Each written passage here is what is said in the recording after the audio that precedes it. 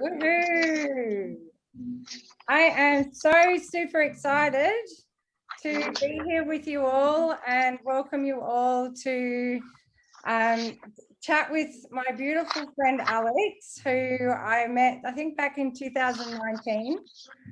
And we've been doing Faster EFT together for a while, and she's going to explain all of that to you. And I love Alex because we got on here and it was like, so what's our intention for this? And which is such a beautiful question. And I would ask you all actually to ask yourself this question. If you've got a notepad, if you've got some pens, letting people get in here. And sorry, Ilka, to interrupt you. Yeah. There's just a little bit of background noise. I think Maria, your speaker is on. If you could just put it on mute, that'd be appreciated. Thank you. Wonderful. Thank you. Yeah, thank you. Wonderful. Yeah. So yeah, setting your intention for what you'd like to get out of this. My inspiration for this group of talks that I'm going to be doing all year is that I wanted to really get out to people who want to understand what is the inner work all about. I mean, I run a parenting group. This is being streamed into my parenting group, but of course, I know that Alex isn't a parent, but we work with her inner child, and when we do Faster EFT, we work with so much of your parents. So anyone who is here, this is really about the inner child work, and your own parents, of course, your own parents that you grew up with, because that's where we mostly we do the work on. All of you that have worked with me, which is many of you on this call, including my own daughter, has done a lot of work around her own mother, which is me. So it's we're all doing this work on these people we carry around in our subconscious mind. And that my intention for this call was to really show from Alex has been working with me since 2019. I've been doing the work for over 8 years. Many of you on this call have worked with me for over a year, and I want to show what that really looks like. What someone like Alex, how she started, and then what happened as she's where she is now, and then really how we reframe this whole paradigm of what it means to do the inner work, and who you become, and how it just changes your entire life and how you see the world. So we're going to start with introducing beautiful Alex. How do you say your last name? Marinchuk. Yeah, that's the one. Yeah, this one. Okay. And you're very welcome to type in questions as we go. If things come up for you, we're really here to answer your questions mostly. That's also the intention, is to if you want to find out what it's all about. But yeah, if you could tell us a little bit about like who you are, and of course the big one everyone wants to know is what was it like before and what is it like now? Before Faster EFT and post Faster EFT. Yes. Well, hi everyone. I know a lot of you, and my name's Alex. I'm 28, and I've been on my own healing journey now for a couple years. And a couple years ago, I was really, really sick with a neurological condition, and I was completely disabled. I was bedbound. My whole life was put on pause, basically. I went from being this super active girl in her 20s who had a life and friends and dreams and hopes to not being able to get out of bed. And I was in that place for about 5 years.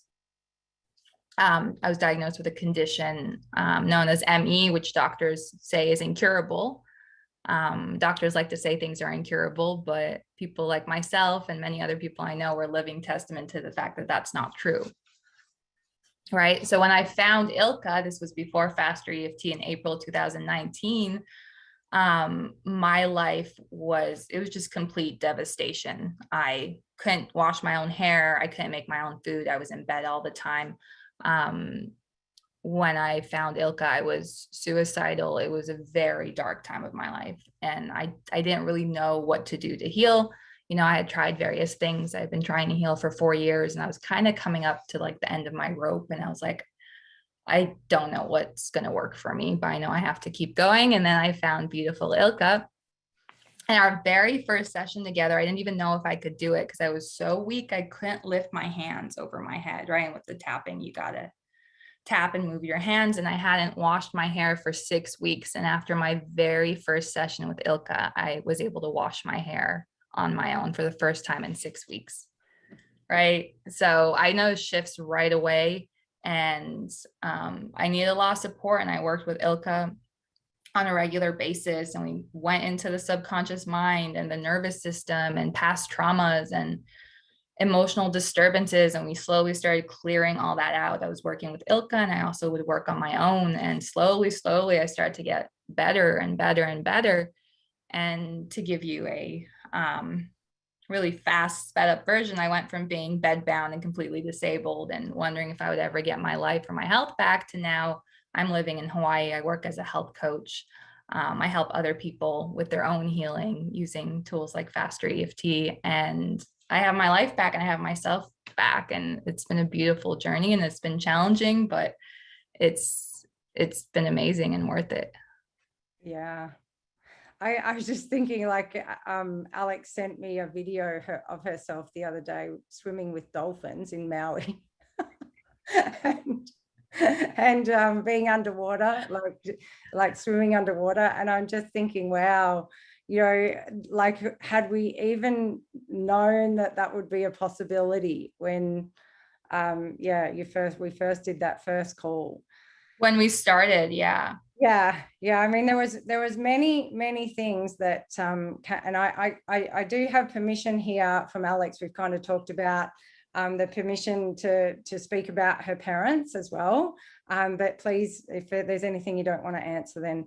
But one of the other probably big things that comes to me that Alex would never have imagined that she could do is I think this was probably a year into our sessions.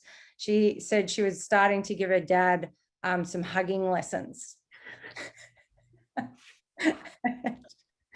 and do you remember this? Yeah, I do. So the beauty with Faster EFT is like it helped me so much with my physical healing, but also it just like changed how I approach people in life and my relationship with my father, right? Ilka and I really brought it under the microscope because we identified it was a big reason why my nervous system was dysregulated and why I was dealing with certain mental health problems, right? And my father had beautiful intentions, but he was emotionally unavailable. You know, he didn't like physical touch. He didn't really like to hug, like it made him uncomfortable.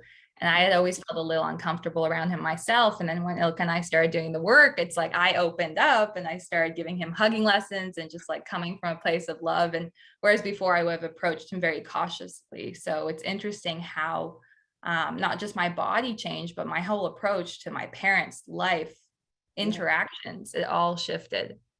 Yeah. And one of the premises of Faster EFT is that your parents, you know, they're operating from their own childhood. So they're operating, and we wanted to really bring up the theme of ancestral trauma in this talk. And of course, Alex came to me saying, but Ilka, I had a happy childhood. You know, it wasn't that like you really, I had a roof over my head, and many of you here might think the same. I was cared for, I never wanted for food or anything like that. Like, of course, all my physical needs were cared for. But that doesn't mean that if we, like, I love the way you said that, Alex, like if you really put it under the microscope and I take you back to being 2 years of age or 3 years of age, 5 years of age, and certain things happened. I mean, for me, one of the traumas that was just massive was my dad forgot to pick me up from school. It shaped all of my life because of other things that was associated with that. And what I made it mean after that. Mm-hmm. So what would you add to that, Alex, around how Faster EFT has helped you to see like the ancestral stuff for you? Because do you want to explain a little bit about, you know, your family and like your grandmother, you know, ancestral trauma and where they were coming from, really, your parents in that Absolutely. Yeah, I will. To preset that a little bit, with Faster EFT, we're addressing the subconscious mind, right? And the body. I know a lot of you guys struggle with, you know, physical health issues or mental health issues. The body and the mind are an expression of the subconscious, right? And it's all these things we learned growing up, as Ilka said, right, around our parents, our lineage, right, patterns from our family members. And ancestral trauma was a big aspect for me because I came from a culture, my family is Polish, where there was a lot of war trauma, a lot of famine. And even though I didn't experience that myself, it still trickled down in the mentality, in the behaviors, in the way I was taught to view myself in the world. Right. So I came in as this like beautiful, bouncing little baby girl who's like, I just want to live and experience life. And I was told, you know, the world is a scary place. There's a lot of lack. There's not enough money, you know, you're going to get hurt. So that was a big part as well, seeing the trauma my ancestors went through and how it impacted and shaped my own beliefs, my own views on myself and the world. Yeah. And often because these beliefs, and they've just come through, you know, spending a lot of time with grandma. And so we don't think it's like a belief system that's in a book, or like I write it down and it's like, I have a lack belief. We just know that grandma, when you say, when you don't eat all your dinner, she's upset with you, you know, and that's how you get a belief over and over and over again when grandma, you're not eating everything on your plate because grandma grew up where she had to eat everything on a plate, right? Or she went through the war and people didn't eat, you know, you don't understand, Alex, we didn't even have enough, or whatever the story is. I'm making that up. Right. It's not something we actually, you know, that I know Alex's grandma said, but it's these kinds of stories that get passed down, and that's how our belief systems are created. Right. Exactly. Yeah. And we have all these experiences growing up with our family members, with our brothers, our sisters, our parents. When we go to school, we have all these experiences and they get stored in our subconscious as memories, right? Yeah. And based on those experiences, we make beliefs about ourselves, like Ilka said, and we continue to live our lives from those beliefs. And like Ilka said, when I first came to her, I was like, I don't understand why I'm here. I understand the mind-body connection. I have a physical dis-ease, but I had a happy childhood, right? That's what I said, because I was like, okay, I didn't have any of the big traumas. You know, I wasn't physically hit. Yeah. I wasn't sexually abused. Like I didn't have any of those big traumas. So I was like, why am I so messed up? Why is my body, I felt broken. I'm like, why is my body not working? Why can't I get out of bed? Why am I so anxious? I can barely take a breath. Why can't I sleep more than an hour a night? Why am I having constant panic attacks? Nothing that traumatic ever happened to me. So I must just be really messed up. Yeah. Right. That was my belief system. And then we started uncovering all these things like ancestral trauma, like the emotional neglect, right? Like trauma can be when something happens when it shouldn't have, like when you got hit and beat. And it also can be when something didn't happen, but it should have. Like, right now, please. Hi, Amanda, welcome. Now. Hello. Now. Turn your speaker on mute. We can hear you. And you're sorry. Thank you. Yeah. Oh, good. What was I saying? we have lots of kids on our parent calls, so I'm used to it.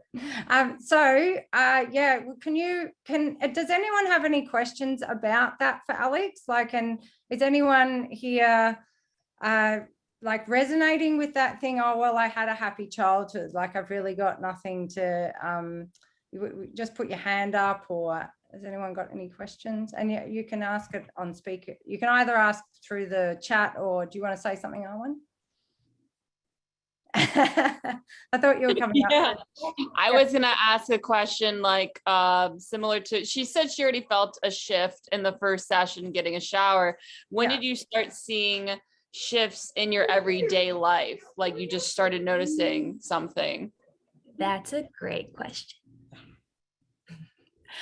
I was not one of those miracle clients. It took me persistent work and tapping on myself. It took me about 8 to 12 months of consistently tapping on myself and doing the work and moving through my triggers and uncovering these subconscious links, about 8 to 12 months to really notice a big shift.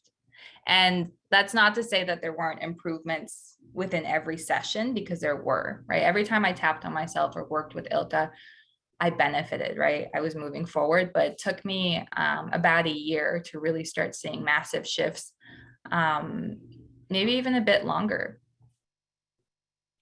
Yeah. Right. And healing, it's so dynamic depending on the person. So it took me about a year to notice these big shifts. But I know someone, Ilka and I both know another practitioner who had 17 years of chronic pain, right? She was about to go into surgery. She didn't know what to do. After one tapping session, her pain of 17 years completely went away. So it varies from person to person. Yeah. And that is really why I am creating these talks. I'm going to be interviewing other people, because I want you all to have an idea of, for me, like I still to this day get triggered by my husband. It's like 8 years of tapping on myself, and I am still, there's certain things that will happen, but the difference is I am able to change it very quickly. And the difference is I will start tapping on myself. The difference is very rarely, I still do it. I still do sometimes blame him. I definitely joke about blaming him, don't I, ladies? Everyone. Like, you're allowed to do that. Yeah, you're allowed to do that. But it really is such a change to start thinking about the inner work as being a way to up level your life, right? So you're always up leveling. And Alex and I were joking before we came on that Robert's expression is, and for all of you that are new to Faster EFT, Robert was my mentor, Robert G. Smith. If you go onto the fastereft.com page, you'll find, he's got millions of videos. And he's been mentoring me for the last and coming up to my 9th year. So when I talk about him, and he says you just get bigger, you get different kinds of problems, like Alex and I were talking about. Now it's like, oh, how do I do this in my business? As before it was, how can she get out of bed? So it's a better kind of a problem.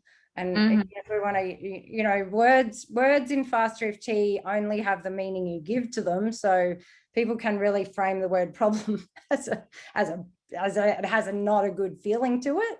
But some people, if they've been entrepreneurs for their entire lives, they love problems, right? It's like, oh, yay, a problem. So yeah. Again, it's a constant reframing of how we see the world, and then how you are, like seeing even your own changes. Like with my husband now, I'm more likely to celebrate that I did that differently that time. I was able to stay calm that time. For as before, I would blame him for 3 weeks, ring my friends, tell them all like he's not really an asshole, but when I was triggered, I felt like he was, and my poor daughter.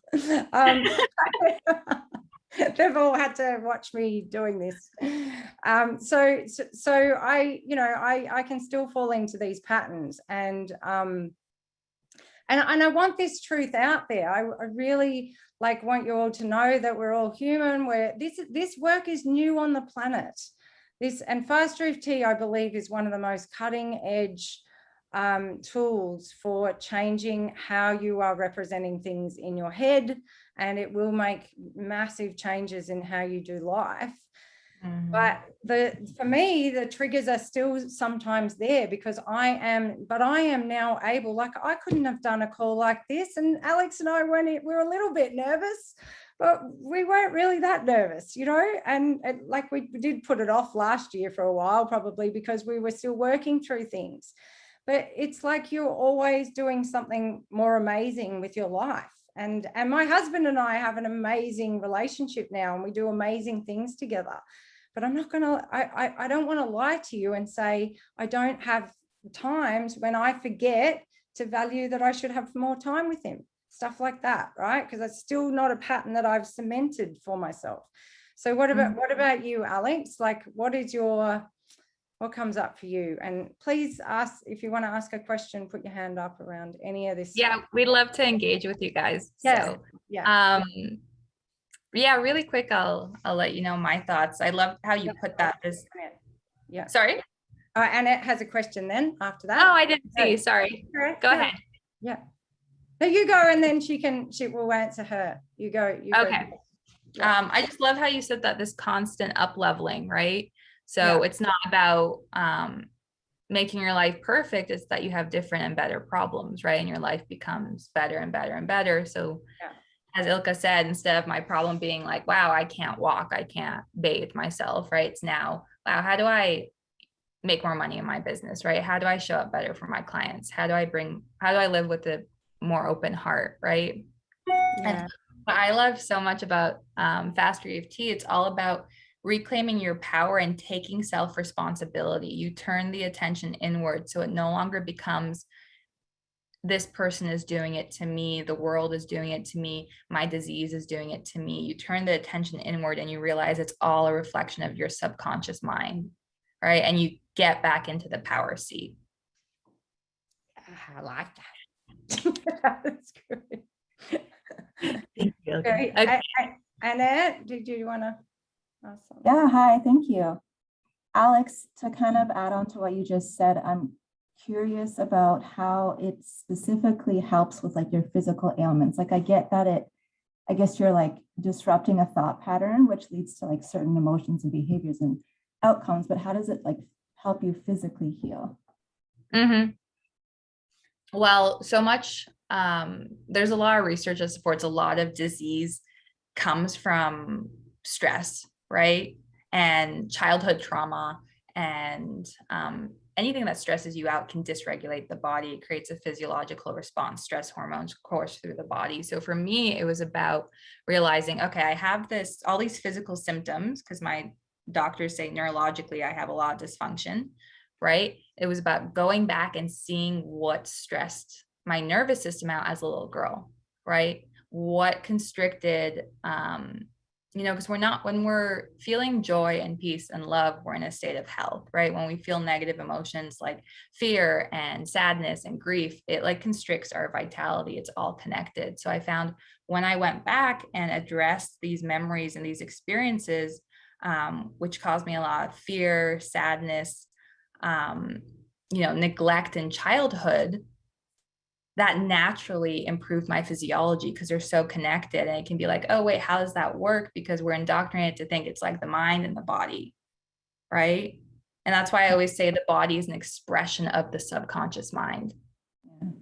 And I think an example is often really helpful for people. So do you remember one of the main memories that you would have flipped that you worked on perhaps?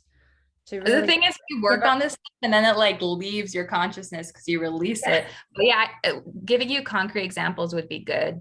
Well, for me, the example with my dad not picking me up from school, I mean, that's still the thing that's playing out with my husband. Like I'll be abandoned, I'm getting rejected, disappointment, because for that one, I changed that memory. Like once I'd really tapped, and that was one of the very beginning ones. So if you can imagine, like your brain is like, that's where I can find all this emotional charge because that memory just comes to me. Well, there's all these other memories, throughout my whole life now until I'm 42, and it's the same for all of you. You've got all these memories in there. How much emotional charge they have, you don't really know until you step into them. Mhm. They're connected to all the other times you got abandoned and all that. So, but if we pick one and we really go to the details of one, now I've changed that memory that I'm skipping with my dad, with my friends. And I'm hugging his legs when that's the actual memory now that I see. I can tell you the old one, but I don't feel it at all. And I see myself skipping with him, like he's doing the rope, and I see me hugging his legs and feeling that feeling of he's here, he's come to get me. So can you imagine the difference between your subconscious holding nobody loves me, everybody hates me, think I'll go and eat worms kind of thing, which is my 5-year-old. That's what I was holding. And now I'm holding, dad loves playing with me, dad loves skipping with me, dad loves to come and pick me up. So if I move forward in life with those two separate belief systems, right, what happens? I become a very different person. So I hope that helps it make sense. And I'll let Alex give it, yeah. That makes sense. And I get that, especially for like neurological disorders and stuff. But what about like, can it work for something that's like a physical trauma without an emotion attached to it? Sorry, Ilka, to interrupt you. Very good. Kirsten, could you please mute your mic? We can hear some background noise. Thank you.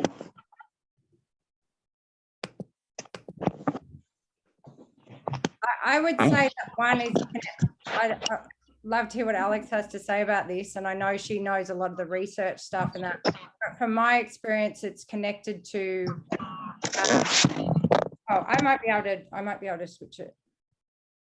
Yeah, there we go. Yeah, I think you can. There we go. There we go.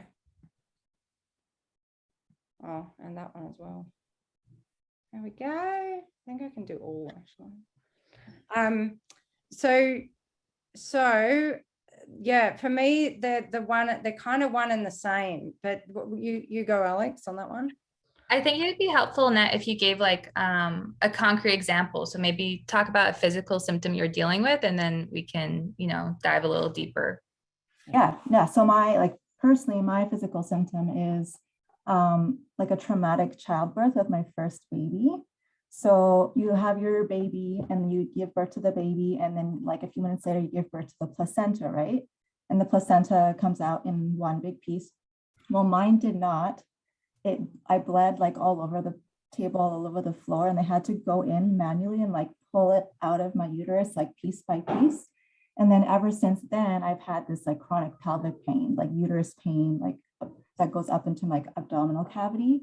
So that's something that was like a physical trauma where the body's like, we need to heal. And, I believe it created pelvic adhesions, like scar tissue, to try and heal that area. And so now organs and stuff aren't moving properly, and it hurts when they're, touched the wrong way. Mm-hmm. So that's an example of like something that's not like a childhood trauma, I guess, Yeah. That's great. Thank you for sharing that.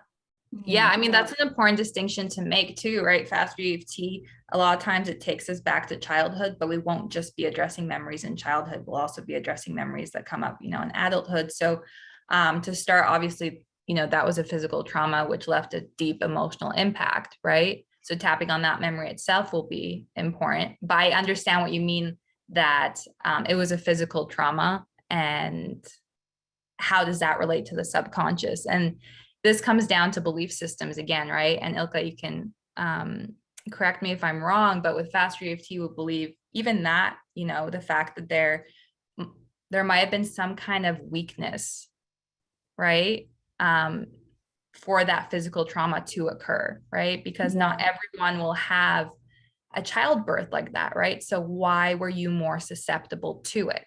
Right? Was it because of, yes, maybe something physically, genetically was weaker, or was it because something happened in the past, that made you form belief systems about your womanhood or your strength? Or did you hear stories growing up about how childbirth is this super traumatic thing, right? There can be a lot here, but what made you more susceptible to be physically weak in that area? And that's something we dive into with Faster EFT, right? With the system that the body is an expression of the subconscious mind. Yeah, because don't they say like your I guess your relationship to like your mom and stuff is like kind of stored in the womb, like Yeah. emotionally. Because Yeah. there's that for me, like the mother-daughter relationship wasn't there, it wasn't loving, it wasn't nurturing, right? Yeah. Right. Yeah, Then we we go into use that. this book. We use this book a lot in Faster EFT. So everybody that's worked with me knows this one. And on the dog kind of got it. So this is the front cover.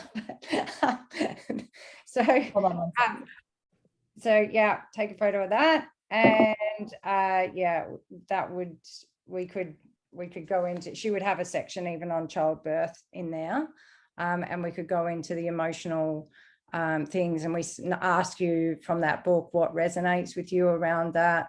But for somebody like you, Annette, with something like that really is a big thing for you right now and has a lot of I would say if I took you back in a session to that, memory, and really, we call it putting the cook in the kitchen, like really putting you there, then tapping on that to decrease the emotional charge. That sometimes a session is just based on that experience, because that's where all the charge is.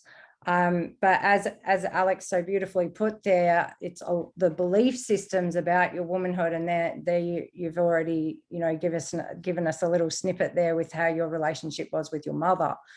So we really would go in and explore more about that as well. That's amazing. Thank you guys. Yeah, thank you for sharing and being so open. That's awesome. You're welcome. The thing, another point to add that I love with Faster EFT is you don't have to go digging, right? Because people are like, okay, I have this memory and I know how to tap on the emotions, but what if I have a physical symptom? Like, what if I'm tired? What if my heart hurts? What if my right leg hurts? Or how do I work on that with Faster EFT? And the thing I love about Faster EFT is you do not have to dig for the answers. You literally let your subconscious bring them to you. So in Faster EFT, there's something called aiming, which is you tune into the problem. So, okay, I have this physical pain in my right knee. You tune into that, and then you start tapping, right? And we do tapping rounds. And usually what happens is the subconscious will bring up proofs and references. All of a sudden, you'll have a memory of when you were 4 years old, and you'll be like, oh, wait, how does this relate? Oh, when I was 4, I slammed my knee on the pavement, right? Something you could have never linked with your conscious mind. Once you start tapping, the subconscious will just start giving you stuff. Yeah, That's great. Yeah, thank you. yeah, it's really quite incredible how it does that. Right? I just find it so fascinating in sessions that it's amazing. The mind knows, the mind knows where this stuff is. Ilka and I have so many sessions where I would just come to the session crying because I'm like, I'm so sick. I'm so physically sick. I have no idea what this is emotionally connected to. I worked on all this stuff. Like, what is it? And then we'd uncover something, right? So I wouldn't even know where it would lead me. Yeah. I think we did a session like one time when you had really excruciating period pain as well. Yeah. And we just kind of kept going at, like Alex said, we just kept aiming at the pain. Because again, it's coming to be with somebody like me who's really coming from the space of this pain has a message for us. I'm not coming from the space of that pain is terrible and you're going to die from it, Unfortunately, that can be like these are all hypnotic commands, guys, like that you can hypnotically command yourself to do anything. So even me saying that like reverse delete, let that go. But it's like this is the work. The work is to reframe how you see everything inside your body. And at the current state of the world at the moment, we know that the level of fear that is around with just how things are labeled. It's just like, so just learning to not label things and go into a fear response around any label that we give to anything, a word, right, or pain or whatever it is. That reframe is critical because you go from feeling like a victim to your disease, to the world, to circumstances, to like when I was dealing with symptoms, eventually I reframed my perspective with when symptoms came up, it wouldn't feel good. I almost started to get excited. I was like, okay, there's something still to clear here, and on the other side, I'm going to be so much more liberated. I'm going to be so much more free. Right. Like, and that how traumatic that childbirth was, right? And going into and reflecting, it gives you an opportunity to look deeper and say, whoa, I actually have this stuff with my mom, and address it and see it. When stuff like that comes up, it's an opportunity to go deeper and liberate yourself. Yeah. Yeah. It's a really big shift to start thinking that way. But it's so awesome and so freeing and so. And there's resistance. Sometimes I come to a session with Ilka, like crying and say, Ilka, this, like, I don't know what this is. Like, maybe this is just like, maybe this isn't real. Faster EFT doesn't work. It doesn't work anymore. Yeah, we had a couple of moments like that. And she's like, okay, let's see what's going on. Because of course the blaming can be, then the blaming becomes the practitioner or the work that we're doing or the tool. We can start blaming the tool. Like if you're sick of doing your husband or your mom, then just like, we basically filter the world through our childhood lens with everything.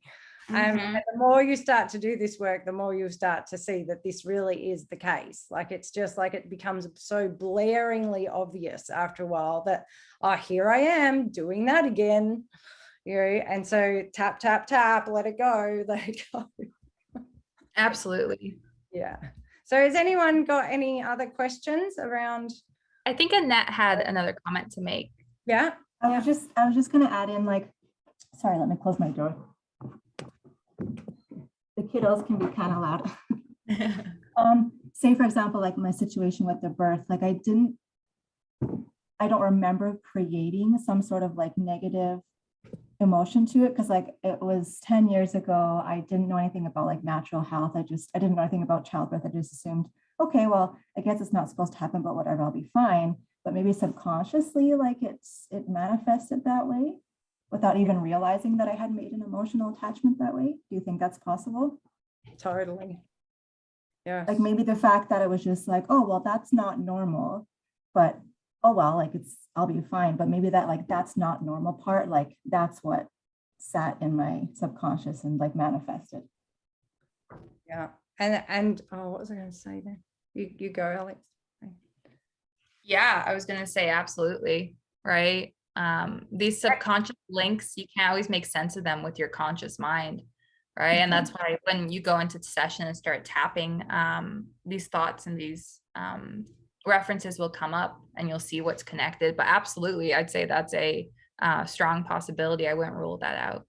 And one of the things that I was tapping with I had a discovery call with a lady recently, and last year actually, and a similar things, some stuff had come up around that, and I think it eventually went back to her children being born.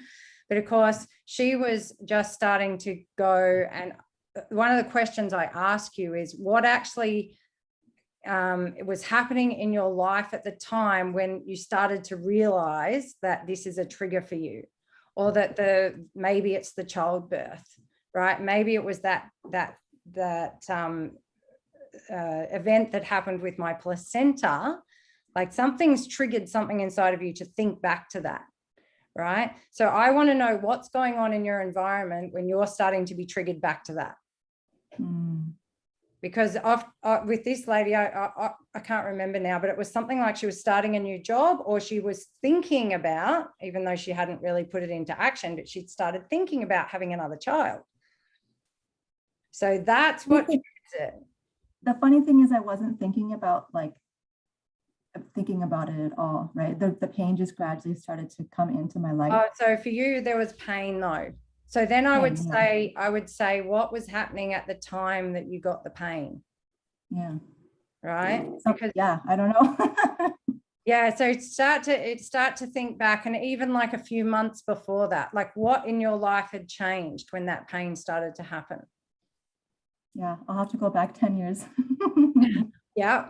Yeah. We often do this in sessions, it's when did the pain start? Okay. That's a really, and it can be up to 6 years before. Like with cancer, I would be asking them what happened 6 years before you got this diagnosis of cancer. Up to 10 years prior. Yeah. What's that makes total sense. Yeah. Okay. Yeah. Thank you, ladies. Thank you. Yeah, when you go into session with her, whether with Ilka or another practitioner, like you go so deep because she asks you these kind of questions, right? You really put yourself, what you were experiencing, under the microscope.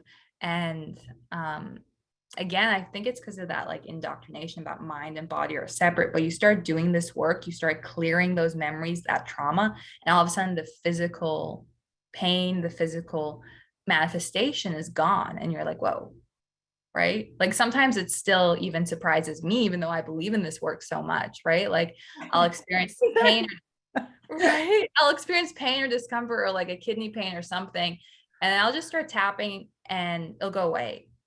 Yeah. I was sent a list the other day from one of the mums of all the things that she's cleared using Faster EFT, and they were all physical ailments, physical pains, you know, physical things. So yeah, there's a lot of physical changes get made. Right. Again, I go back to the statement that the body is an expression of the subconscious mind. Sometimes people are like, I don't know what to work on. And it's like wherever you have problems in your life, whether that's with your health, whether that's with your relationship, whether that's with money, whatever it is, with Faster EFT, it's believed that is an expression of your subconscious. Yeah. Certainly is. Okay. I think we're getting asked some questions. Oh, we can read cool. them we can read them in the chat. And if Yeah. Oh, cool. Okay. I'll make sure I've got to the top. Okay. Do you find that people are afraid to do this work? Oh, yes. What do you reckon, Alex? Is it true that the body won't release what it's not ready to process? That's a great question. absolutely. I think a lot of people are terrified to do this work. You know, when things happen to us when we're little, as children, we don't have the capacity to self-soothe and, you know, mentally put together what happened to us. We're meant to be supported by the adults around us. And when we don't get that support after something traumatic happens as a child, we learn to suppress it, right? And we learn, okay, I need to suppress these emotions and these feelings because no one's got my back. And this becomes your survival strategy, right? So all of a sudden, when they become adults, it's terrifying to go back to that place because they don't know how to be with their emotions. They don't know how to be with their trauma. So absolutely, a lot of people are afraid to do this work because they've never been taught how to emotionally regulate, how to self-soothe, how to even be with their emotions. Yeah, I'll be with another person. So it's like you've got to, like for Alex to even ring me up, you know, she didn't ring me up. What do we do? Zoom or Skype? But to send me a message, you know, it's such a, like, especially if you've grown up in a childhood where it's, you know, don't ask mum and dad for help. Like they're only going to get upset or they're going to get mad or whatever. So then to even reach out to somebody like me, it takes so much courage. That's why I'm saying in my mum's group and my awaken parent group every single day, like courage and bravery is basically really what this work takes at the beginning. It's like absolutely so much courage. Because like exactly what Alex just said. And also one of the biggest things for me for Faster EFT was that numb and dumb is a feeling. Like it's a coping skill and the feeling of no feeling. Because I was I'd got just so good at disassociating from my feelings that I didn't have any feeling. I didn't feel like I felt anything. And then of course, I would have these deep, you know, days where I just want to cry my eyes out and never stop because I could suppress it for so long. And then it wasn't there. This thing that I could go to a practitioner and she could just go, okay, let's aim at that feeling of no feeling. And I'd be like, oh, cool. Finally, someone understands that this is actually a thing for me. I can't feel my feelings right now. Like I'm so good at not doing that. I've spent my entire childhood doing that. So, you know, just try, like there really is a process of getting to know your own coping skills as well, and what they are and how they kept you safe and all of those. That's the beauty of this awakening process, is to go, oh, you can start calling it a coping skill. Yeah, like, yay, go 4-year-old me. You can start cheering for your younger self, Right. instead of saying that, oh, why do I do this? Well, because 4-year-old me was a freaking awesome child that was really smart. You know, my daughter actually asked me on one of the calls, who's like, that we did together, it's like, Mom, why did I keep trying to get your attention? I said, because you were really smart. You know, why? And she grew up with me being numb and dumb. You know, she grew up with that like thing that I was really good at disengaging and not being present. So, you know, of course she had to try and, you know, mom, you know, 500 times. Try and get. So, yeah. Yeah, absolutely. So Faster EFT really understands that you successfully produce from what you hold. You know, you're doing this successfully. It served you as a child really massively. Yeah. That's a big part of it as well, with my work with Ilka. When things didn't want to shift, or I was dealing with a pattern, whether it's the numb and dumb pattern or a physical symptom that's very, very stubborn. You know, you've tried everything. You've tried all the physical stuff. You've tried all the diets, all the herbs. You've been to every doctor, but it doesn't want to shift. Right. And then it's worth looking into how, like Ilka said, how is this serving me? Right. And playing with the idea that there is actually some benefit to this. Right. Usually massive benefits for your 2-year-old self, for your 3-year-old self, for your 4-year-old self. Like I'm telling you, disassociating from my feelings was what was really helpful for me in childhood. Right. Yeah. Yeah. Yeah, exactly. I'll give you guys a personal, intimate example from me. So I am a pretty like outgoing person. I like to go out and experience the world, right? That's why I naturally like to do. But I grew up with this belief system of the world is an unsafe place. You're going to get hurt. You have to be scared. You shouldn't go out and explore. And right when I was starting my independent life as an adult, I got sick. And Ilka and I discovered that it's because I held this belief that you can't go out there and live in the world because it's not safe. Yeah. Right. And that was the gain, right? My illness was keeping me at home in bed, away from the world that I thought would hurt me. And that's a beautiful thing to show. Like you've really got to understand that Alex's grandmother did have bombs dropping around her as a child. Like she did experience some pretty serious war trauma, right? So then she's passed that down to Alex's father. And of course, so he is really coming from a place of protection, even though you don't know that when you're 2. And he's saying, like, what are some of the things? I'll give you an example that happened last week with my dad. So one of the things it happened again when you're trying to leave home as well. Like, right. Get out of, yeah. Right. Yeah. So I've been feeling a lot better in recent months, and I started traveling, right? And I had an opportunity to go to LA. And when my dad heard, you know, his first response was, you know, girls get sex trafficked and this could happen and that could happen and that could happen. That was so ingrained in my subconscious that, oh, I'm excited, but I'm going to go out into the world. But I kept being met with this belief of you're a vulnerable girl and bad things can happen to you. Right. So eventually that was so ingrained in my subconscious that just like, I'm not even going to try. I'm just going to stay in bed and be at home where it's safe. Right. And that's an example of where, you know, that's not a big overt trauma. Like I wasn't beat or anything, but that happened enough times in my childhood that I formed this belief system. Like last week when I started free diving in the ocean, right? Where I go under the water and just hold my breath. And when my dad found out about it, he immediately went to, oh my gosh, she's going to die. She's going to drown. Right. So that's an example of, it's not a huge trauma, but this was a pattern which solidified a belief, which kept me sick in an attempt to keep me safe. Yeah. And as a 2-year-old, you don't understand it. Logically, as adults, we can go, oh, we can see the connection and how grandma had that and how dad's like this. And logically, we get it.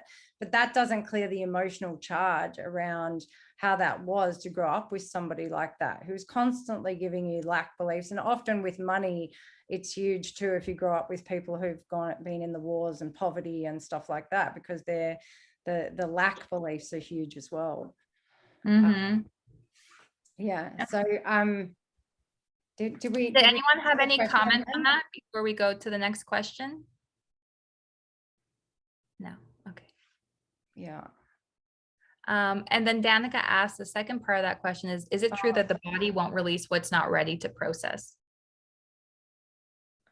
Well, what I say to that is that like the decision to show up to do the inner work is the first step there, because you could kind of say, oh you could use that as an actual excuse. That's a belief system right there. The body won't process what it's not ready to.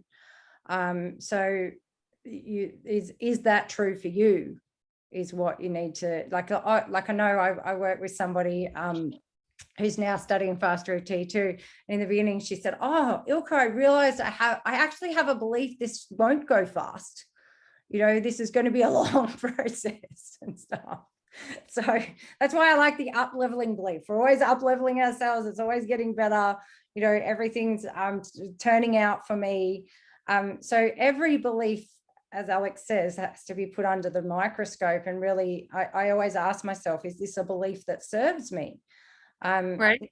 Now you could find that this is true for you over time, and this is the weird thing of trying to get this truth out here, and yet we're always hypnotizing ourselves into new beliefs. So even this video will become a new belief system for everybody.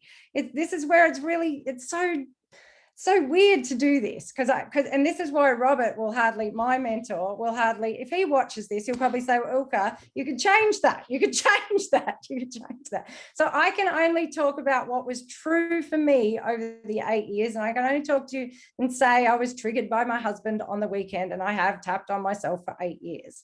So, but it is a lot better now. I could say that to you. But as I'm telling you all this, guys, I'm hypnotizing you into my belief systems. So you're going to go on your own journey, and you're going to start like finding what's right for you. And for a while, that belief might serve you, and maybe it keeps you safe for a while, even recognizing that, even saying to yourself, well, actually, and you can laugh about this stuff and go, I like this belief right now that my body's not ready to process and release stuff. It's great. It's awesome. As long as you're owning it and going, okay, this one's working for me right now, but I know I can change it. I know I can show up and do the work, and something might shift that day, and I might be able to reframe that one a little bit better to something that works much better for me. Mm-hmm. Absolutely. It really and to add a personal thing. It's a really personal. Yeah. thing. Exactly. To add on that, like Ilka said, it's a very personal thing. It's very few things are good and bad, right? It's about what we make them mean. I have that belief system. I believe it's true that my body won't release what's not ready to process, because my healing has been this unraveling. It's kind of been like taking layers off an onion, and I go deeper and deeper and deeper. And I like that, and it serves me and it makes me feel good. So I want to keep it. So it's really, right? So it's about seeing what beliefs you subscribe to and whether or not they serve you, right?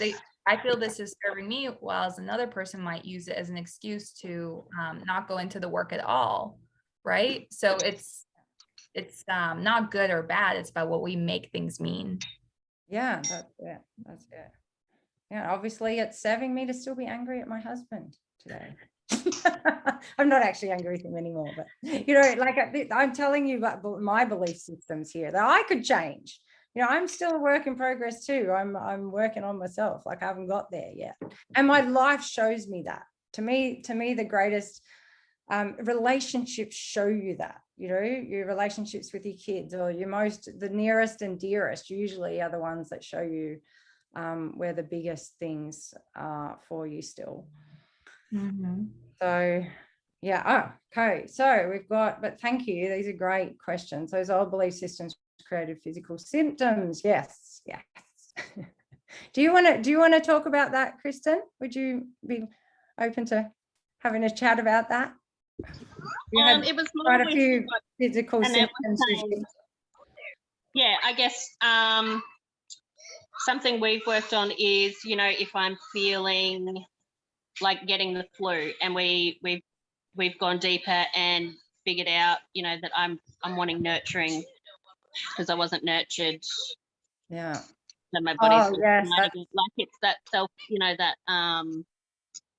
so it served a purpose. I was sick, my grandma looked after me, I felt loved. yeah. I don't need to do that anymore because we've let go of that belief. Yeah.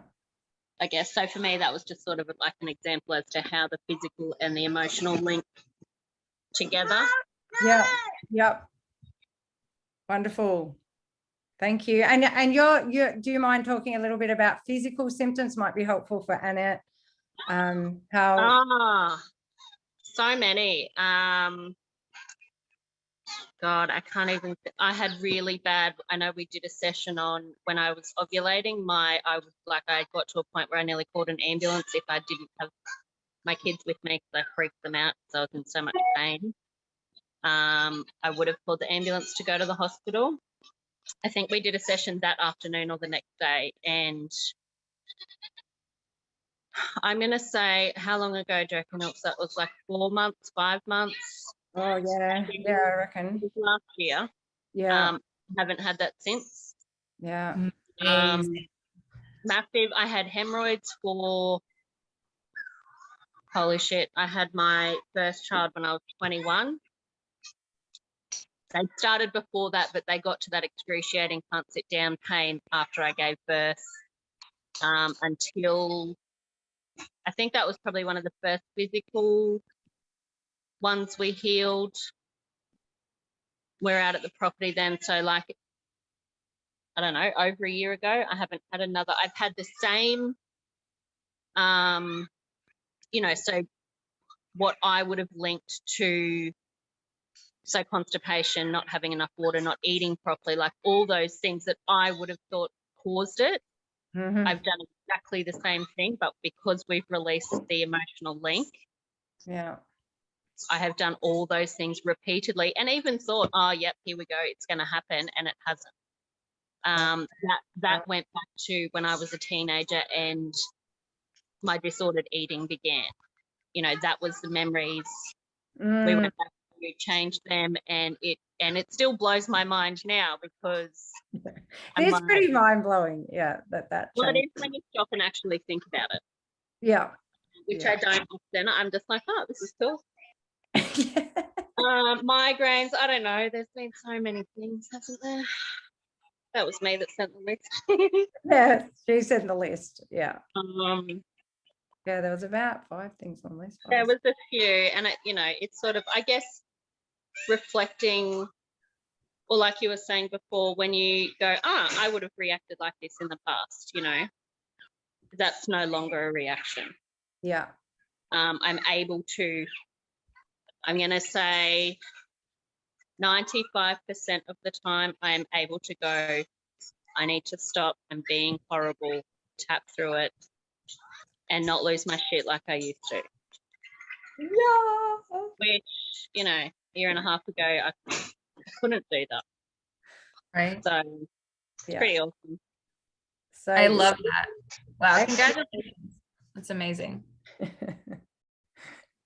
I love that when you do the subconscious work, life becomes a lot easier and you don't have to try so hard in the moment, right? You know how a lot of people try and change their patterns through willpower alone. I'm not going to react in this way, or I'm going to try and will my way for it to be different. When you go into the subconscious mind and change the initial program, change the root, all of a sudden you start showing up differently in your present day, right? Like Kristen said, she no longer has those physical issues. She no longer has that ovarian pain because she went to the subconscious root and cleared it. Yep. So cool. Yeah. Yeah. All right. We've I know we discussed how long, because we hadn't really talked about that. If everyone's having fun, we'll make sure we get through all the questions. We're here for another half an hour or so, I reckon. Great. When did you start putting the internal work into external action? Oh, great question. Yeah, Alex. When did I start putting the internal work into external action, testing to see if it's actually working? I don't think I understand fully. Like, I suppose really when you went and washed your hair is an example of that. Yeah. So, like, you did start from the very beginning, but I suppose perhaps when you really started to feel like your life had changed. I don't know. Do you want to ask that question, Owen? Like, clarifying? I don't know if she's still on the call. I think she might have popped off. Okay. I think I understand the question.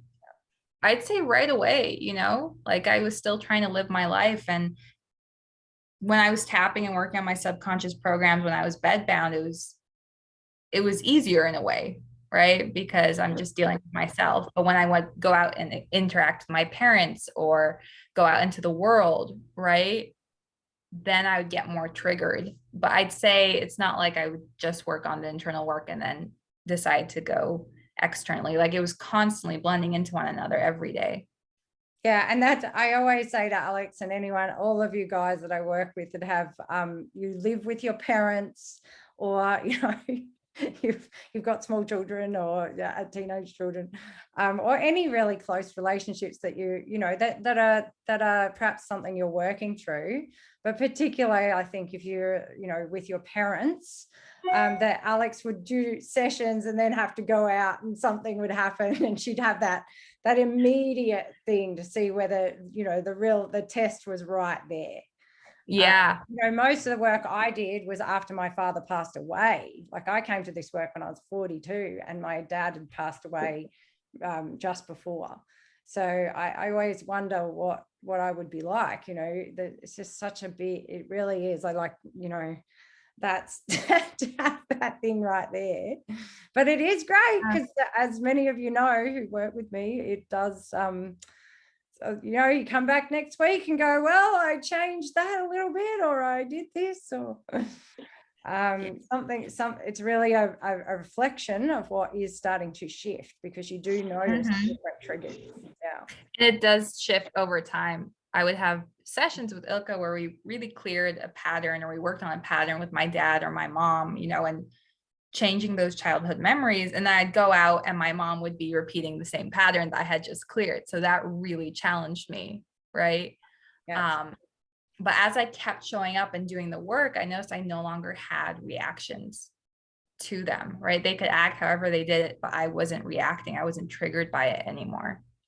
Yeah, and I mean, it's really quite funny. Some of the stuff we do inside your head is to, like, bring in other people that, you know, other people that you really resonate with, so that we can really start to change how you're feeling in your memories around your parents. And I remember Alex saying to me, it was actually really funny. I was watching them and going, are these no, these aren't my real parents. My real parents are in here. I've changed them inside here. And I can tune into the ones that I've put in my head now. I mean, this is the true power. When you know that the parents you carry around inside your head are the ones that you want to focus on, which is, you know, all the happy memories and all the memories we've changed and all the memories where you're feeling empowered and I'm amazing and like I'm wanted and I'm precious and I'm special and I'm important. And if you've got those memories in there, you become this person that's like, it's just your whole world changes. And that doesn't mean that, oh, sorry, Ilka, go ahead. Oh, I was just going to say, and that we were going to talk about this, that how long, like for me, that was a process to really get those memories. And I would say it took me about 2 years to, like, because I had to so much emotional charge, and I'm a lot older than Alex, and I do, you know, again, this is a belief system. Pick out the belief systems, guys. The old lady takes longer. So, but I, you know, it is. But that's I can only speak from my experience. Then this is my personal experience. It doesn't have to be yours. But I went. I was working on a lot of the emotional charge, and I was changing visual memories, but for my brain, I don't actually see a lot of visuals in the beginning. My brain isn't like this movie theater of visuals. That was another way I learned to disassociate, and everyone's brain works differently around that stuff as well. So I could see visual memories, the happy ones, better if I focused on some of the things, but I had emotional charge to drop around that as well. So that all was a process of, and I'm talking, I was a full-time tapper for 2 years. So my brain, to get it to really start shifting these memories and all of that, it was a real process of letting go every single day, tapping on myself every day, like being so committed to nothing's coming into my brain that bothers me. And if it does, I'm tapping and I'm letting it go. I'm driving in the car, letting stuff go. I'm on the toilet, letting stuff go. I'm in the shower, let that go. Because my brain was just a constant tormentor of me until I started to change it. Okay, so it just was really, really good at it because I'd practiced it for many, many, many years. So it was for me, it was an unwinding. And watch this. Yeah, when you watch this back, keep, reminding yourself that it can be any way for me. It doesn't have to be Ilka's way. It doesn't have to be Alex's way. You can create a story for yourself. It's just your story and what's good for you. Absolutely. And I find sometimes the hesitation with Faster EFT is people are like, wait, are you manipulating reality? How does this work? How are you changing your memories? So maybe we could talk about that for a minute. Yeah. Right? Yeah. What did you find with that? Yeah. Well, because I remember it was hard for me to grasp that as well, because we'd work on memories, with my dad neglecting me, my mom being anxious, and we would be tapping and I would get frustrated. I'd be like, Ilka, no amount of tapping is going to change this. It actually happened. What are you doing? And I would get frustrated because I would feel like, oh, maybe I'm bending reality or whatever. But it really helped me realize that those experiences are not happening anymore. They're not real. Like, they're not tangible. I can't point to them, and say, here they are. The only place they exist is here in my mind, right? In my heart, within myself, right? And there's so many different ways to approach this. Like, science even proves each time you revisit a memory, it changes. Right. And people can remember the exact same memory completely differently. My brother will say the car was blue. I'll say there was no car. Right. So memories are this fabrication of how we see the world. Right. And they're an inner representation. So it is memory engineering, and we're not changing reality. We are going within and changing our inner representation. We're changing the proofs and the references within our subconscious mind. So something like last week, I'll give you an example of how reality is still reality. My dad is still my dad and acting the way he is, but I'm showing up differently, right? So a couple of weeks ago, I was on a call with my dad, and I was really excited because I had a lot of success with this one client, and she was making huge strides in her health when working with me just for a couple of weeks. And I was telling him how excited I was, and there was that little inner child of me that was like, oh my God, I just want Daddy to be like, oh, I'm so proud of you. You're amazing, right? He literally looked down and was like, yeah. So when are you doing this? Like, he completely changed the topic after I poured my heart out. And in that moment, I literally looked at him and I smiled, and I was like, wow, I was not triggered at all in that moment. I saw that this is him and it has nothing to do with me, right? And it's because I changed the references in my mind. I have all these memories of my dad being, wow, you're amazing, I'm validating you, I see you, right? And I have that within me. So when he starts showing up like that, it doesn't bother me. Yeah, so good. Those are so huge. Such little. He was literally like, yeah, I know. He was like, so when are you going to this thing? You completely changed the topic. Yeah, and I mean, we know logically, guys, that they grew up in childhoods where they often got put down for being too much or whatever. We know all the logical things, but that doesn't change. It's the tapping on ourselves and changing it inside ourselves, and what we experienced as children when that happened to us, that will actually really change it, so that it's actually a true, genuine, I didn't get triggered right then. That's just, and you're like, whoa, this is friggin' amazing. I remember being pulled over by the cops one night, and it was raining, and I was going like this.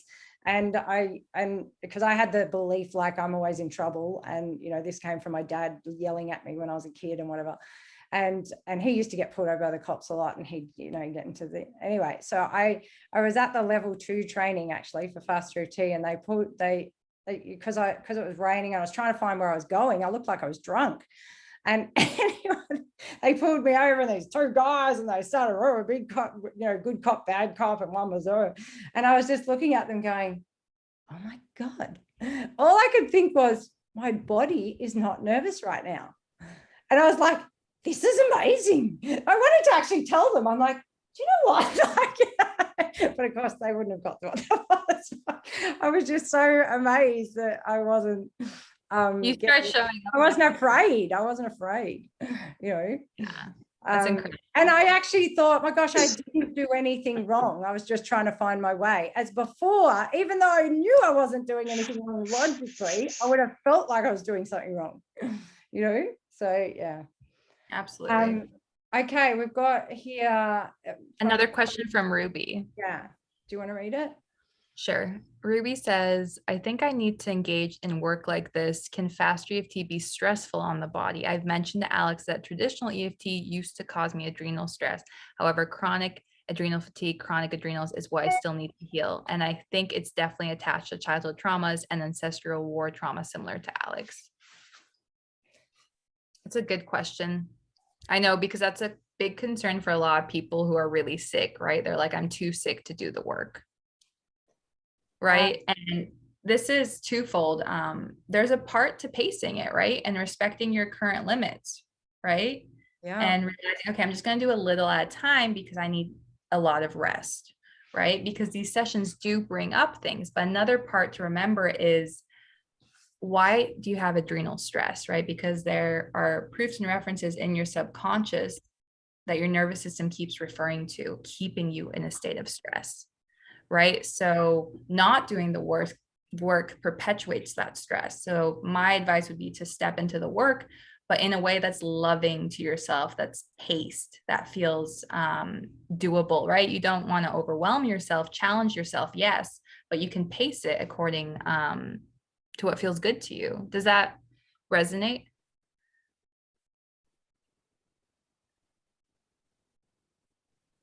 Yeah. Hi, Alex. It does. Yeah, the traditional EFT, like tapping on the tapping would cause me stress. Not like getting up and doing the work, but like the point would cause my body stress. And I don't understand that. And I wonder if maybe I would just do the imaginary work, but like you were saying on your stories. Yeah, you could do the imaginary work, and I would even tap on that, right? That tapping causes me stress. What's underneath that? Yeah. Right. Ilka, what do you think? Yeah, I know because a lot of the people that follow Alex are probably going to benefit from me reading out a little bit about the adrenals. I think it might be cool to do that. Yeah, that's a great idea.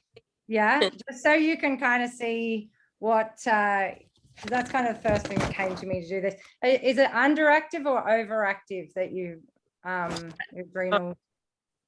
Probably under. I've got like low.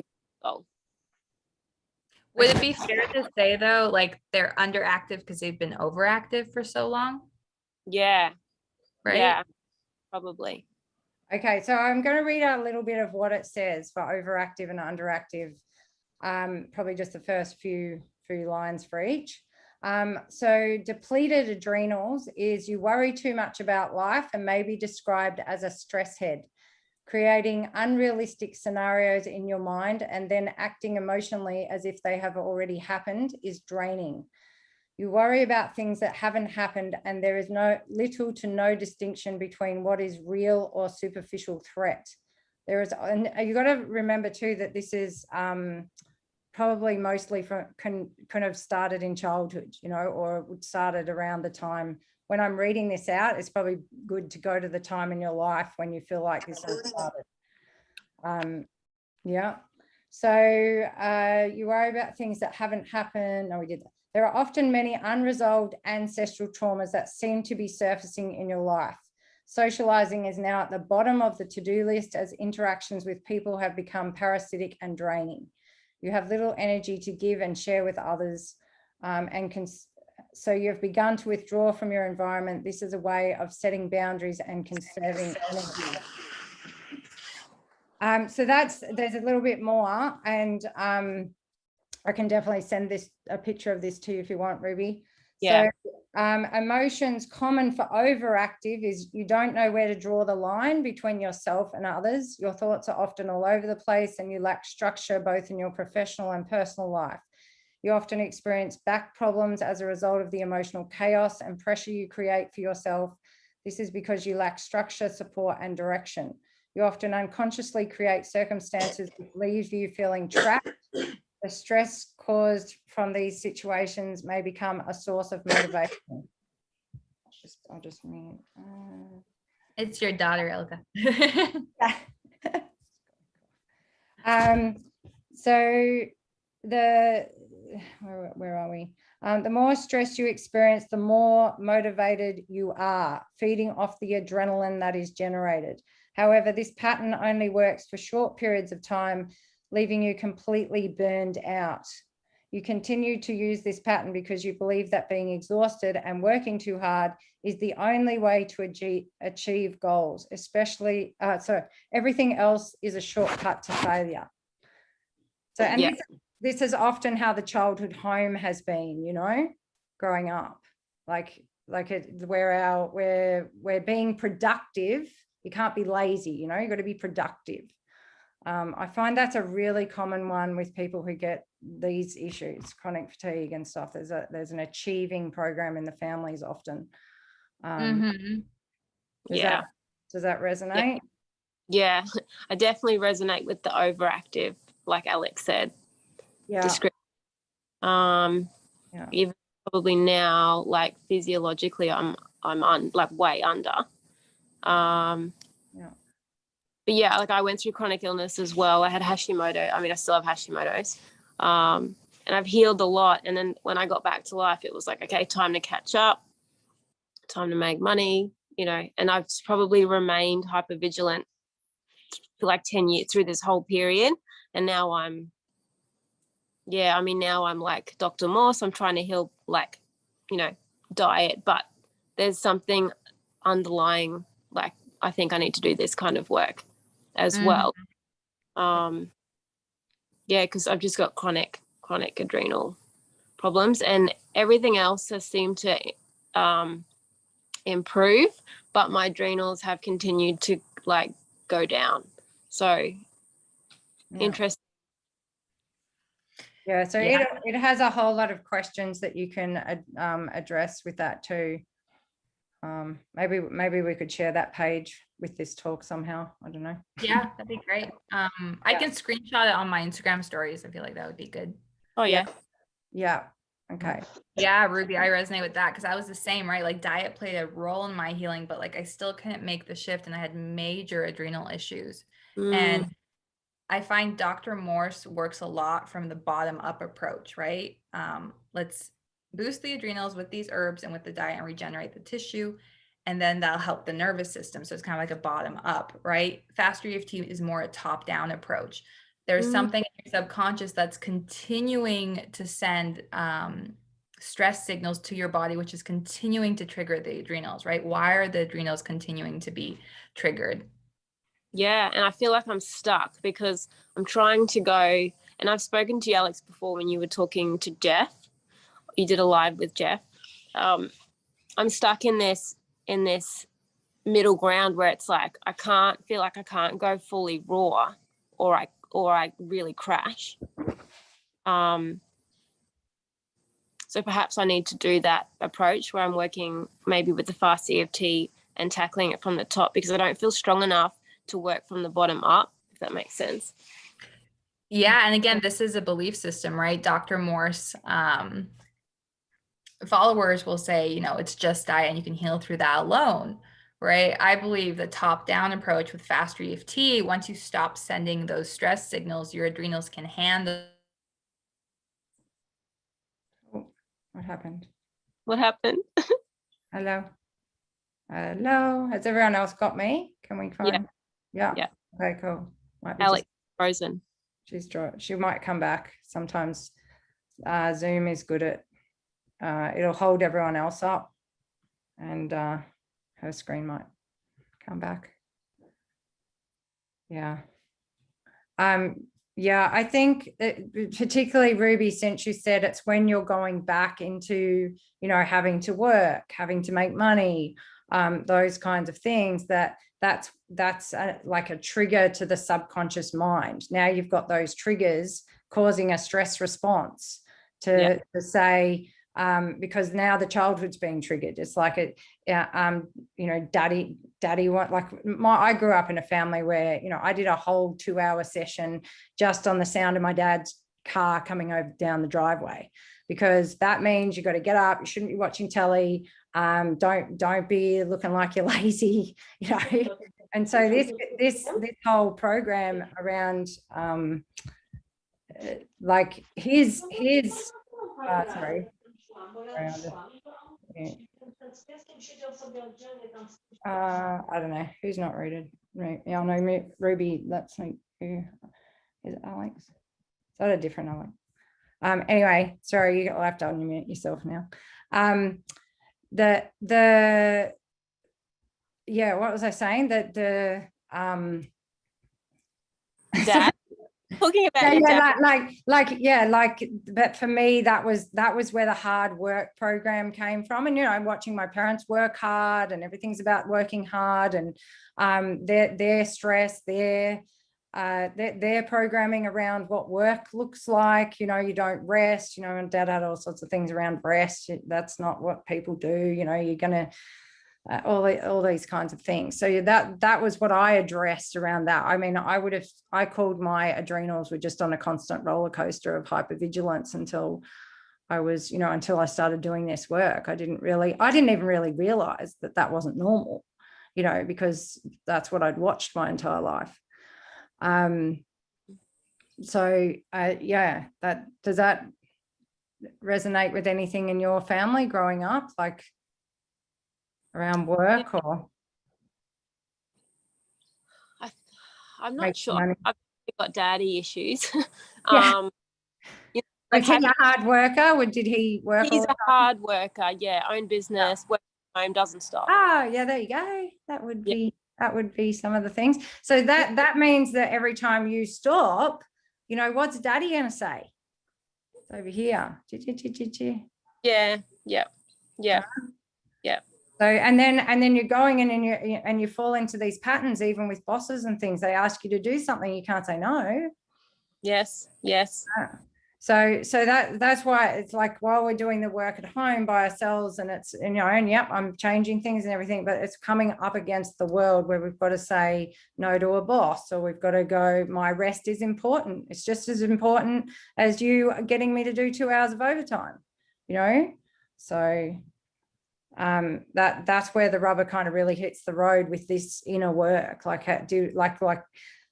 Alex, I'm telling you that that hugging thing with her dad, she could never imagine that to be a possibility. Hi, I'm so sorry. The power in my apartment just shut off and decided to on its own. Yeah.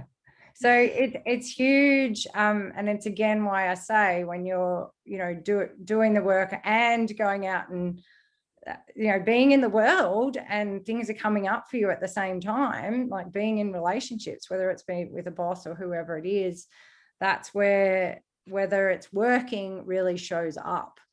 Yes. Yeah. Awesome. Yeah. Yeah. Okay. Light bulb moment. Okay. Thank you, Ilka. My pleasure.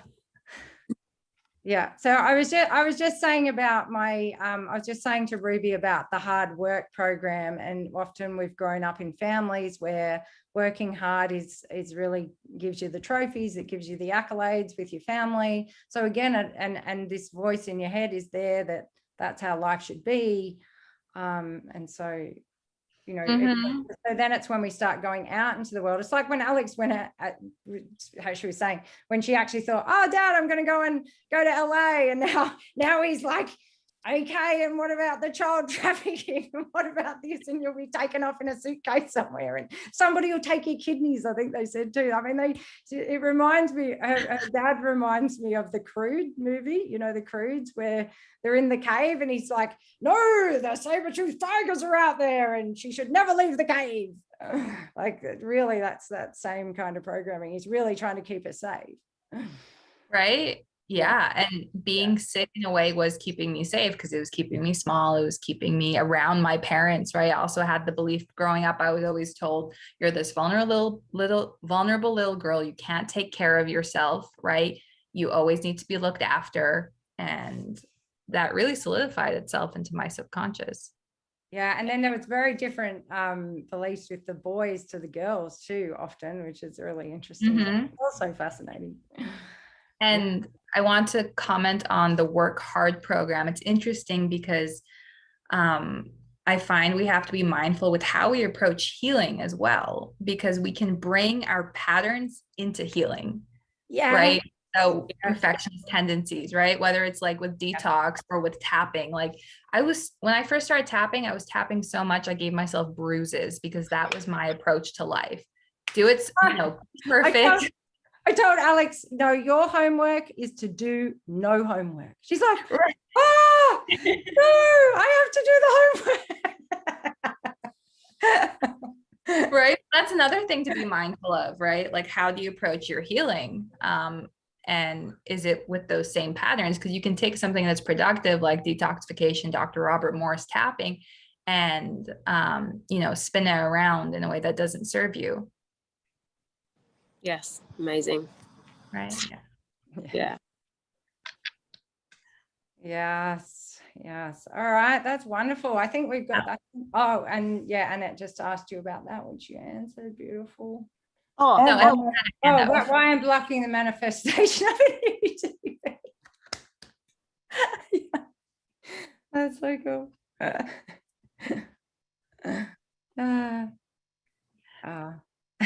think, Annette, did you want to say something?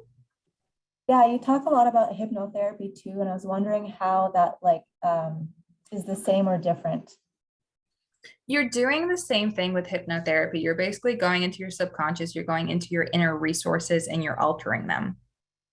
Right. So in hypnotherapy, we do the same thing. You go back to childhood memory and you process the memory, you feel the emotions there, and you change the memory. Right. So you're doing the same thing, just in a slightly different way. So with Faster EFT, you use the tapping process and diffracting, right?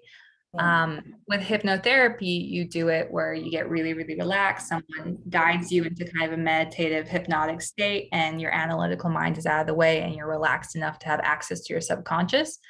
So they both do the same thing. I just find I offer both to my clients because I find different people prefer different things. Some people don't like the state of surrender that hypnotherapy requires. Right. And they like to feel a bit more in control with the tapping. Yeah. That makes sense. So cool that you can do that. Yay. Yeah. We have a hypnotherapist of 20 years has just started doing, she's doing level 3 now, but she's given me some insights because I didn't know a lot about hypnotherapy. But she just says the way Robert has created Faster EFT, like the hypnotic languaging we use, these are her comments. She just said they're so eloquent and so beautiful, and it really takes you into something probably the biggest difference I would think from her words is that, like, we just take you right in there. We go straight to the memories.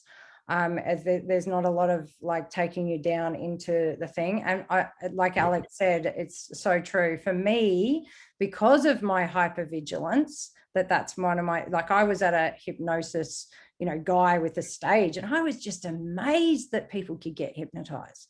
I was just like, wow, how do they do that?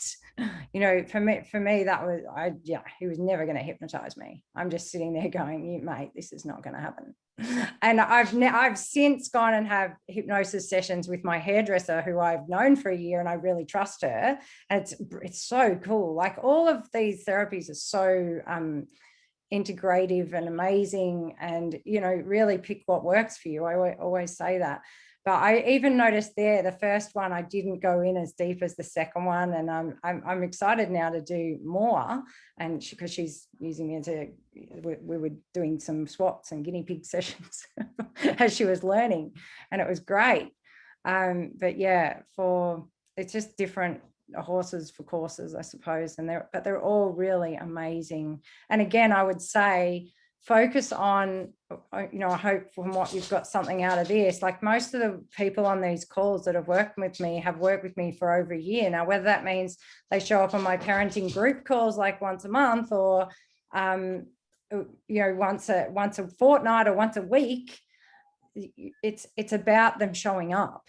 Whether you do hypnotherapy, whether you do Faster EFT, whatever you decide to do, it's like yeah, showing up for yourself, and whatever time frame that is, even if you pick once a month that you can do it. Mm-hmm. So what would you say about that, Alex? Yeah, I think you articulated it perfectly. Yeah.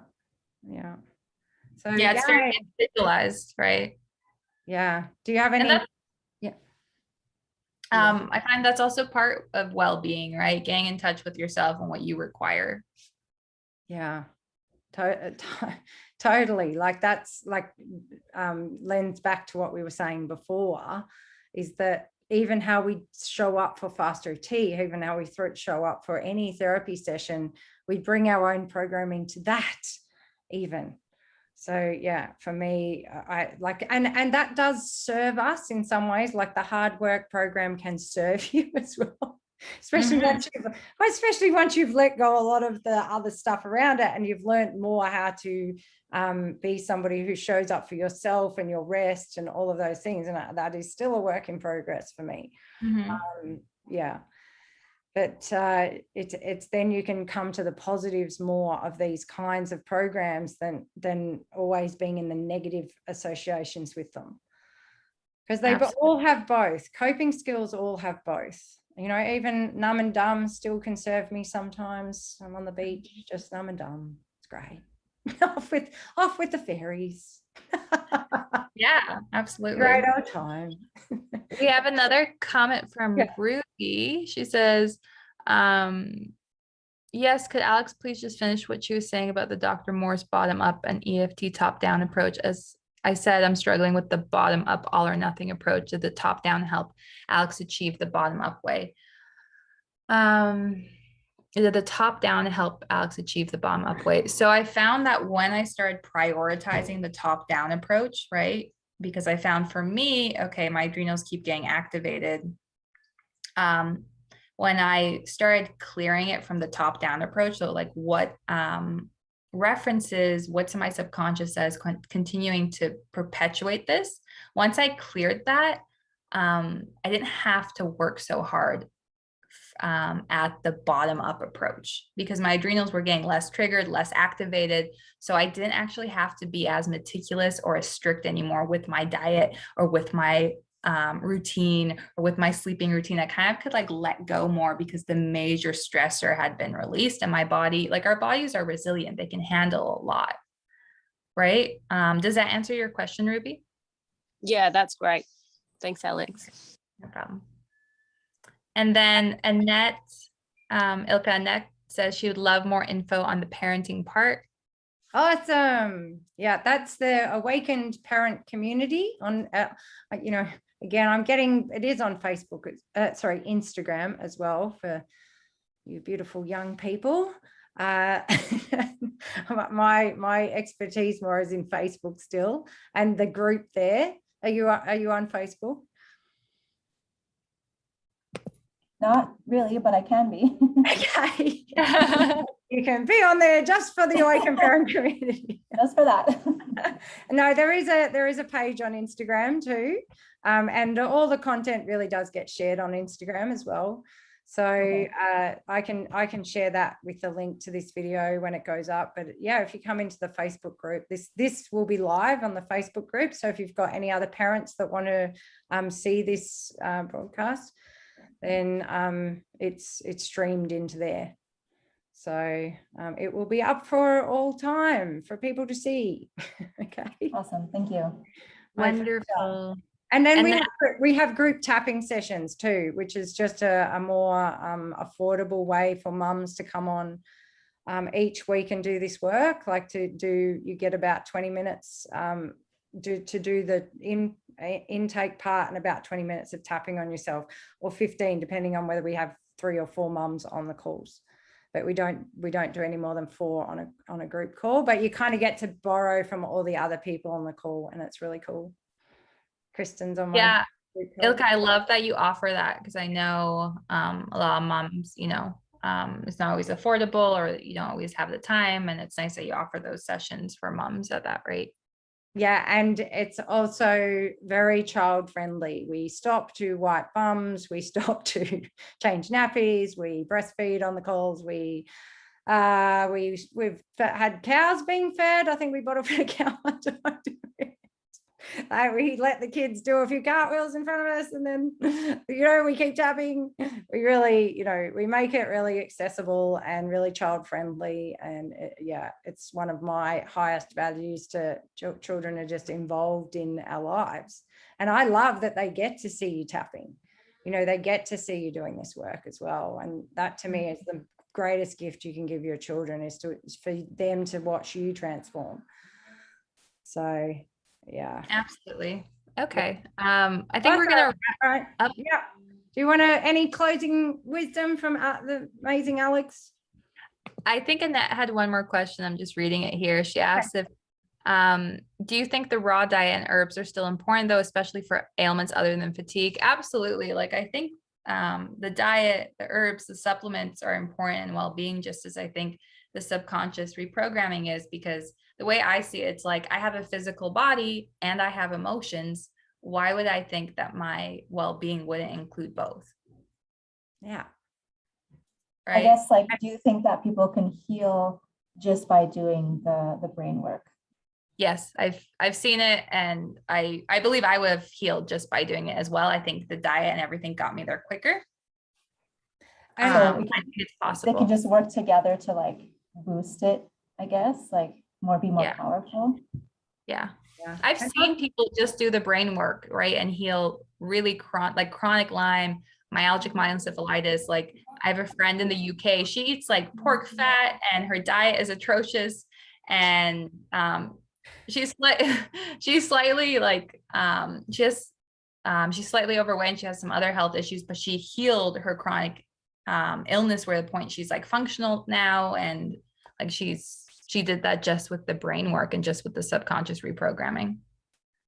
And the other thing for me that I never really tapped specifically on food and things like that, although as I've told Alex, like I did the same hard work and control programming with food. Like, I was raw for 9 months. I did juice fast for 40 days. I've done water fasting for upwards of 3 days. I see that back now, and that was an attempt for me to change this mental stuff that I always had going on back then, like the chatter, and I couldn't stop it. And I was trying to get myself physically from stopping doing that by eating better. But the program showed up in my food. Here I was being so restrictive and so and it wasn't easy on my family. Everything was hard. And now I look back and see that as something that was it was great that I did it at the time, but it really was me being doing the program on myself with food. And yeah. And nothing really changed. In fact, probably it got worse as far as my mental state went back then, because I didn't have anything that I was doing to change that. And this was just exacerbating me being very different from everybody else and all of those kinds of things, and just being a weirdo. And all that. But I do really understand that. I do understand.